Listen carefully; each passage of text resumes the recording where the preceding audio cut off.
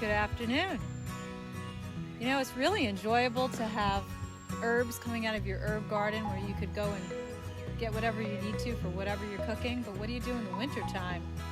Well, that's what we're doing today. We're going to talk about how to dry herbs so you could have those delicious herbs for your delicious meals in the winter. So let's go over and collect a few. All right, here's the peppermint patch. And I'm not just going to chop it down because that wouldn't look good. So what I do is I go into the patch and I go down to the stem as low as I can get, and I'll be picking throughout the entire patch stalks of peppermint, and I put it in my basket here. This way it doesn't look like somebody came along and ate a whole bunch and mowed down the entire patch. Now it's the middle of June here, and it's a great time of year to do this because the weather tends to be hot and sunny and dry, and that's what you want. That's the kind of weather you want in order to dry your herbs. Okay, so we're back to the table with our cut herbs, our peppermint. The next step after that will be to bring them to a kitchen sink that has a spray hose. If you don't have that, you could just sprinkle water or actually submerge them in water in a bowl like this, or spray them off with your hose in the backyard. When you're finished doing that, lay them on a nice towel to soak the moisture and let them dry for a few hours. I did that with some thyme this morning. Any kind of thick string would work.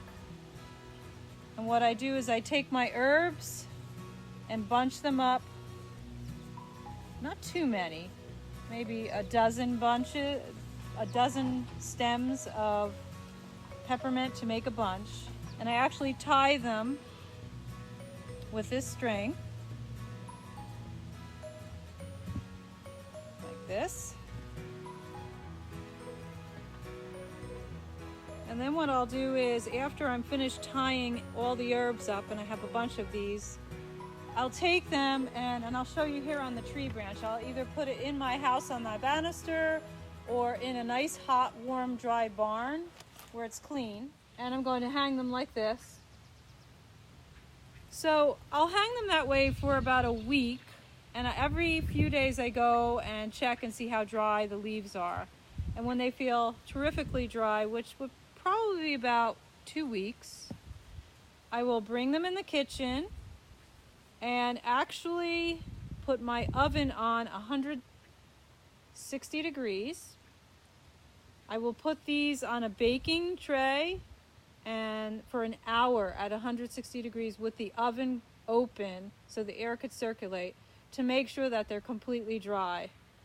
When that is finished, I take my herbs and I crinkle them up by hand on that sheet, get rid of any stalks, and I will put them in one of these nice jars labeled, like this is sage.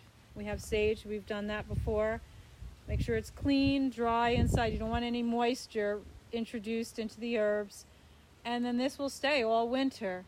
And whenever you're ready to cook that delicious fish dinner, here it is. And mint is great for tea and some special jelly recipes. So I hope that this is helpful.